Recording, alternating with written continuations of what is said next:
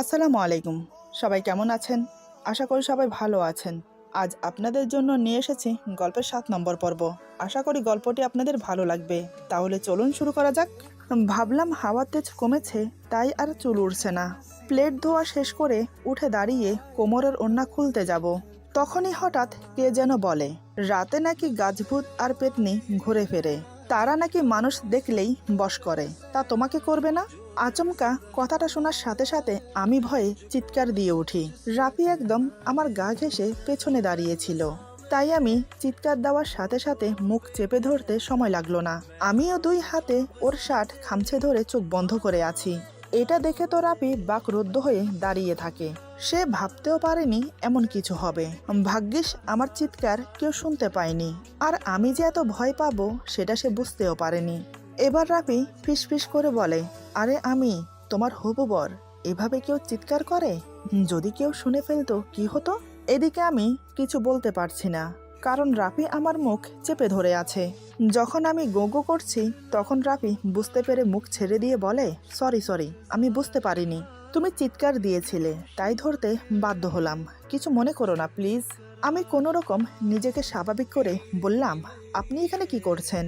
তারপর রাফি বলে সে কেন এসেছে। এবার আমি লজ্জায় পড়ে গেলাম। আমি মাথা নিচু করে বললাম, এসে কেউ এভাবে দাঁড়িয়ে থাকে? অন্তত কথা তো বলবেন। আমি তো ভয় পেয়ে গিয়েছিলাম। আমি এখন আসি, কেউ দেখে ফেললে সমস্যা হবে। এই বলে আমি চলে যাচ্ছিলাম, কিন্তু পেছন থেকে রাফি আমার হাত ধরে দাঁড় করিয়ে দিল। এবার রাফি আমার কাছে এসে আমার কানের কাছে মুখ এনে ফিসফিস করে বলে, তুমি খুব সুন্দর, ভালোবাসি।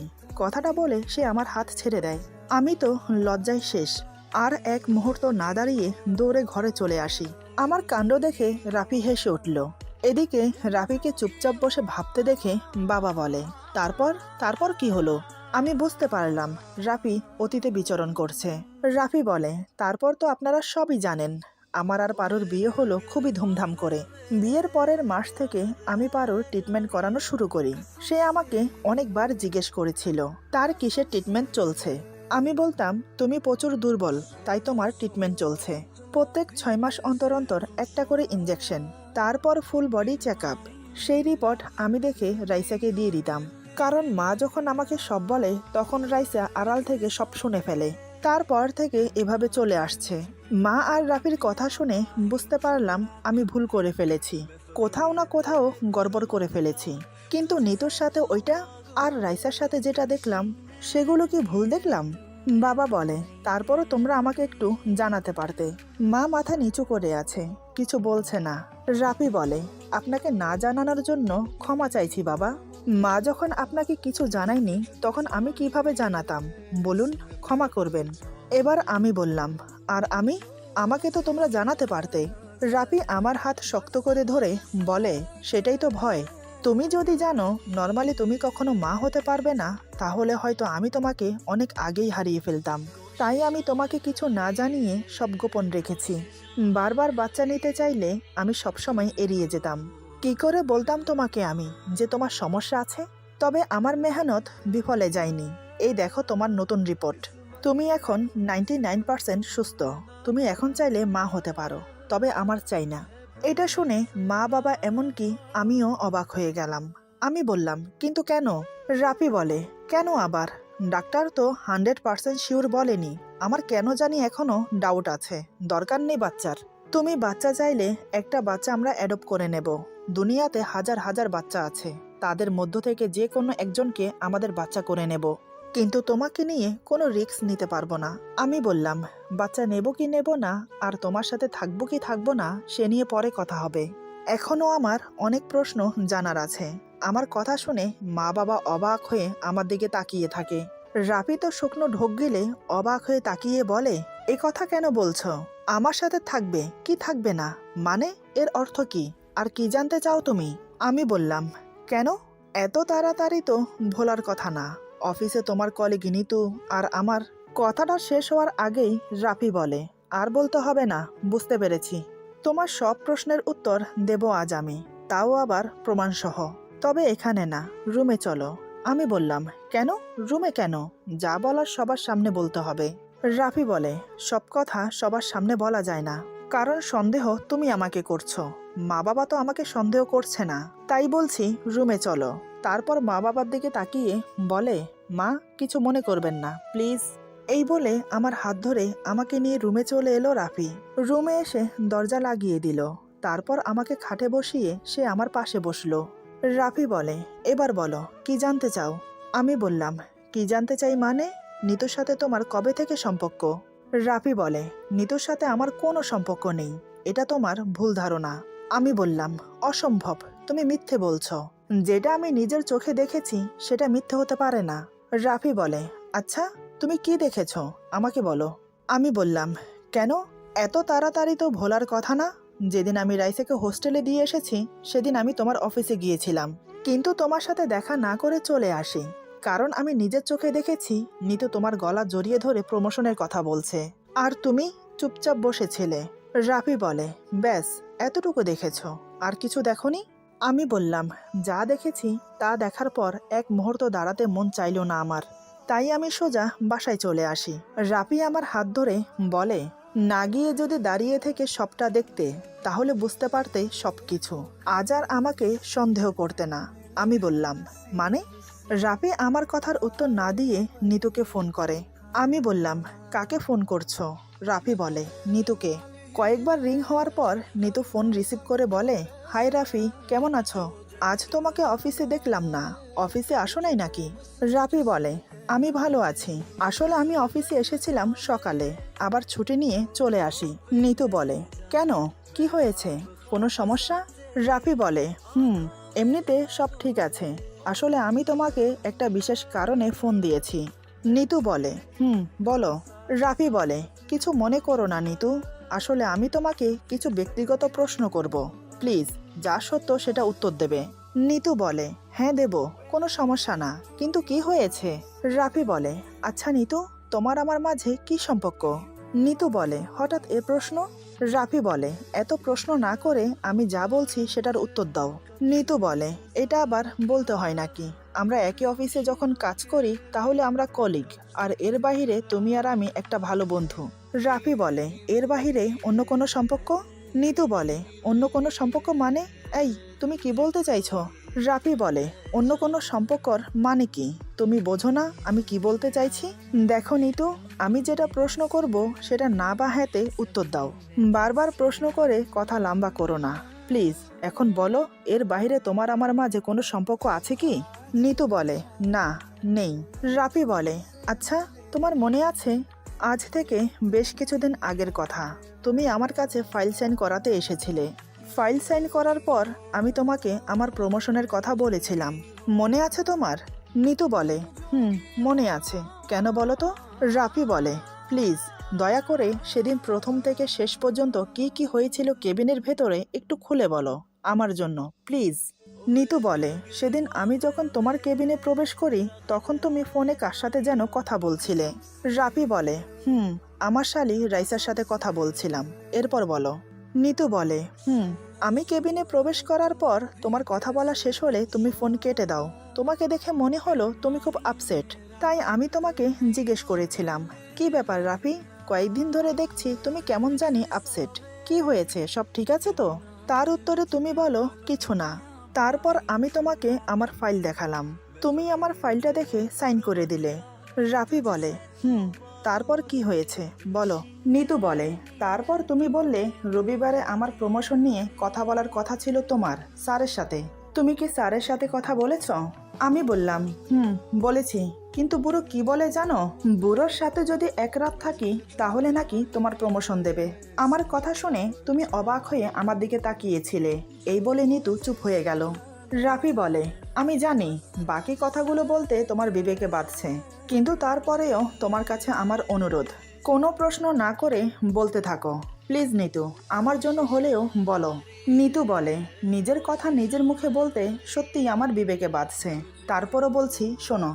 বেশ কিছুক্ষণ তাকিয়ে থাকার পর তুমি বললে, তোমার জন্য এটা কোনো ব্যাপার না, কারণ এর আগেও অনেকজনের জন্য তোমার এই দেহটা বিলিয়েছ তোমার স্বার্থের জন্য, আর সেটা হলো টাকা। তবে আমার কাছে টাকা পাওয়ার এসবের ঊর্ধ্বে হলো সম্মান। কোনো নারীর দেহের বিনিময়ে যদি আমার প্রমোশন হয় তাহলে সরি টু সে আমার এমন প্রমোশনের প্রয়োজন নেই।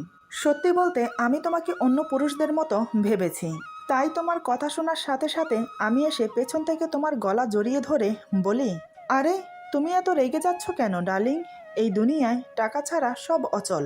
সততা বাদ দিয়ে তুমি বরং আমাকে কিছু টাকা দিয়ে দাও, আমি তোমার প্রমোশনের ব্যবস্থা করে দেব। আমার কথা শেষ হওয়ার সাথে সাথে তুমি নিজেকে এক ঝটকায় আমার থেকে ছাড়িয়ে নাও।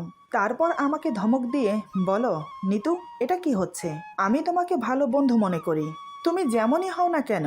লোক তোমাকে অন্য চোখে দেখলেও আমি তোমাকে সব সময় সম্মানের চোখে দেখি, আর সেই তুমি কি না আমাকে অন্যদের সাথে গুলিয়ে ফেলছো। একটা কথা সব সময় মনে রাখবে, আমি বিবাহিত, আমার ঘরে আমার স্ত্রী আছে, তাকে আমি আমার জীবনের চাইতেও বেশি ভালোবাসি। তার জায়গা অন্য কেউ নিতে পারবে না। তুমি এখন আসতে পারো। রাফি, ওই দিনের ব্যবহারের জন্য আমি সরি। আসলে কি জানো, আমাদের মতো মেয়েদেরকে না সবাই শুধু ইউজ করে নিজের স্বার্থে। যেমন আমার স্বামী, ও ঠিক একই কাজ করে আমার সাথে। তবে একটা কথা না বলে পারছি না, তোমার স্ত্রী খুবই লাকি যে তোমার মতো বিশ্বস্ত মানুষ তার স্বামী। রাফি বলে, তোমাকে অসংখ্য ধন্যবাদ নিতু, মনের সাহস নিয়ে সত্যি কথাগুলো বলার জন্য। তুমি জানো না আমার কত বড় উপকার করেছ। এখন রাখছি তাহলে। এই বলে রাফি ফোন কেটে দিয়ে বলে, এবার বিশ্বাস হয়েছে নাকি আরও প্রমাণ চাই?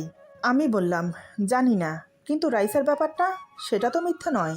রাফি বলে, সেটাও মিথ্যে, দাঁড়াও প্রমাণ করছি। এই বলে রাইসাকে ফোন দিল। রাইসা ফোন রিসিভ করে রেগে আগুন। রাইসা রাগের সাথে বলে, তোমার এখন সময় হয়েছে আমাকে ফোন দেওয়ার? এত কষ্ট করে ফোন দিতে গেলে কেন? না দিলেও তো পারতে। তুমি কি হ্যাঁ, সেদিন দেখা করতে এসে একদম উদাও হয়ে গেলে। তুমি জানো আমি তোমাকে কতবার কল করেছি, কতগুলো মেসেজ করেছি? না ফোন রিসিভ করেছো, না মেসেজের রিপ্লাই দিয়েছো। কি হয়েছে তোমার? সব কিছু ঠিক আছে তো? আপু কেমন আছে? রাফি বলে, তোমার বকবক করা শেষ হয়েছে, এবার কি আমি বলতে পারি? রাইসা বলে, বলো। রাফি বলে, তোমার কথার উত্তর আমি পরে দিচ্ছি, তার আগে তুমি আমাকে বলো, তোমাকে যে আমি তোমার বোনের রিপোর্টগুলো দিয়েছিলাম সেগুলো কি করেছ? রাফির কথা শুনে রাইসা থতমত খেয়ে যায়। সে আমতা আমতা করে বলে, হঠাৎ এই কথা কেন জিজ্ঞেস করছো? কি হয়েছে? রাফি বলে, যেটা জিজ্ঞেস করেছি সেটার উত্তর দাও। রিপোর্টগুলো কোথায়? রাইসা বলে, সেগুলো আছে আমার কাছে। রাফি বলে, আমি তো তোমাকে বলেছিলাম রিপোর্টগুলো পুড়িয়ে দিতে, তাহলে সেগুলো এখনো আছে কেন? রিপোর্টগুলো জমিয়ে কি করতে চেয়েছিলে একটু বলবে আমাকে? রাইসা বলে, আরে আমি ভুলে গিয়েছিলাম, এবার বাড়িতে গেলে জ্বালিয়ে দেব।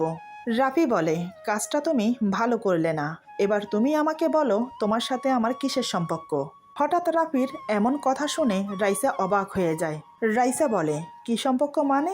কি আবল তাবল প্রশ্ন করছো, বলো তো। তোমার আমার কি সম্পর্ক তুমি জানো না? এমনভাবে বলছো যেন তুমি আমার সাথে আজ প্রথম কথা বলছো, তাই কিছু জানো না। এই কি হয়েছে তোমার, সব ঠিক আছে তো? রাইসার এমন তুমি তুমি করে কথা বলা শুনে আমার গা জ্বলে যাচ্ছে। রাফি বলে, এত কথা বলো কেন তুমি? যেটা জিজ্ঞেস করেছি সেটার উত্তর দাও। রাইসা বলে, কোন সম্পর্কের কথা বলবো? তোমার আমার মাঝে 3টে সম্পর্ক আছে। প্রথম সম্পর্কে তুমি আমার দুলাভাই, দ্বিতীয় সম্পর্কে তুমি আমার বড় ভাই, আর তৃতীয় সম্পর্কে তুমি আমার বেস্ট ফ্রেন্ড। যেটা আমি আপুর সাথে শেয়ার করতে পারি না সেটা আমি তোমার সাথে শেয়ার করি। এখন হয়েছেটা কি? রাফি বলে, এছাড়াও কি তোমার আমার মাঝে অন্য কোনো সম্পর্ক আছে? রাইসা বলে, মানে অন্য সম্পর্ক সেটা আবার কি? দেখো, শালী হিসেবে তোমার সাথে ফ্রিভাবে কথা বলতে পারি না, কারণ তুমি আমার বড় বোনের হাজব্যান্ড। কিছু বলতে গেলে আমার বিবেকে বাধে। যেদিন তুমি আমার মাথায় হাত রেখে বলেছিলে তুমি শুধু পারুর বোন না, আজ থেকে তুমি আমার বোন, সেদিন থেকে তুমি আমার বড় ভাই হয়ে গেলে। বড় ভাই হিসাবেও তোমার সাথে সবকিছু ফ্রিভাবে শেয়ার করতে পারতাম না।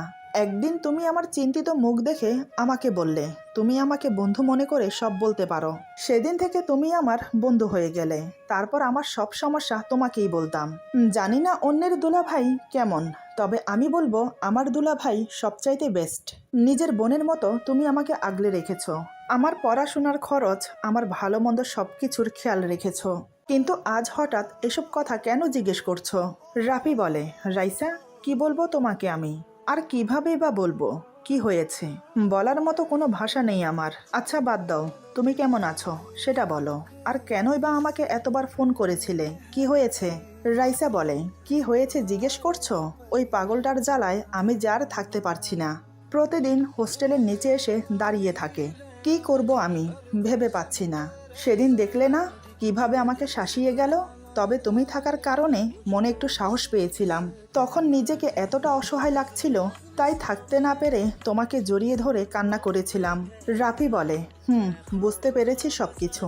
দেখো রাইসা, একটা মেয়ে যেমন একটা ছেলেকে খারাপ করতে পারে, ঠিক তেমনি একটা খারাপ ছেলেকে ভালো করতে পারে একটা মেয়ে। মানছি আমি, ছেলেটা নিজের খেয়ালে চলে, নেশা করে, জুয়া খেলে, কাজকর্ম কিছু করে না। তবে একটা দিক খেয়াল করেছো, ছেলেটা কিন্তু মেয়েদেরকে সম্মান করে। তা না হলে তোমার পেছনে এতদিন ঘুরঘুর করতো না। তোমার দেহটাকে যদি ভালোবাসতো তাহলে তোমার অস্তিত্ব অনেক আগেই মিটে যেত।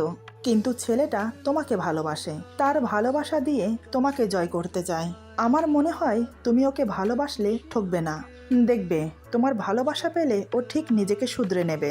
তুমি জানো, তোমার আপু আমার সাথে রাগ করে 2 সপ্তাহ আগে তোমাদের বাড়িতে চলে এসেছে। এমনকি তোমার জমিয়ে রাখা সব রিপোর্ট সে খুঁজে পেয়েছে। তাই আজ দুপুরের দিকে আমি তোমাদের বাড়িতে এসেছি। এখন আমি তোমাদের বাড়িতে। রাইসা রাফির কথা শুনে বেশ অবাক হয়, কারণ এই 5 বছরের সংসারে আমার আর রাফির ঝগড়া হতে কখনো দেখেনি। তাহলে কি এমন হয়েছে যার জন্য আপু রাগ করে বাড়ি চলে গিয়েছে? রাইসা বলে, বলো কি, এত কিছু হয়ে গেল আর তুমি আমাকে জানালে না? কি হয়েছিল খুলে বলো আমাকে। না থাক, আমি বাড়ি আসছি। এই সময়টা আমার বোনের পাশে থাকা উচিত আমার। রাফি বলে, চলে এসো। রাইসা বলে, কিন্তু আপু ফোন করে না বললে আমাকে তো যেতে দেবে না, আর আমি একা যাবই বা কি করে? রাফি বলে, চিন্তা করো না, তোমার আপু ফোন করে দেবে, আর একা আসতে হবে না তোমাকে। তুমি বরং তোমার ওকে একটু ফোন করে বলো যে তোমাকে নিয়ে টাঙ্গাইল আসতে। রাইসা বলে, এই ও কি? হ্যাঁ ও কি? ওর একটা ভালো নাম আছে। আর তুমি কি পাগল হলে আমি ওর সাথে টাঙ্গাইল আসবো? ওকে দেখলেই তো আমার ভয় লাগে। রাফি বলে, নাম ধরে বলছি না, কারণ ও আসলে সবাই ওকে দেখলেই চিনতে পারবে। আর তুমি ওকে নির্ভয়ে ফোন করে বলো তোমাকে নিয়ে আসতে। এটাই ওর প্রথম পরীক্ষা। দেখি কতটা উত্তোলন হতে পারে। রাইসা বলে, আমার কিন্তু ভয় করছে। রাফি বলে, কিচ্ছু হবে না, বিশ্বাস রাখো। নাম্বার আছে তোমার কাছে নাকি আমি দেব? রাইসা বলে, লাগবে না, আছে আমার কাছে। সেদিন জোর করে নাম্বার সেভ করে দিয়ে গেছে। রাফি বলে, তাহলে আর দেরি কেন, তুমি ফোন করো ওকে।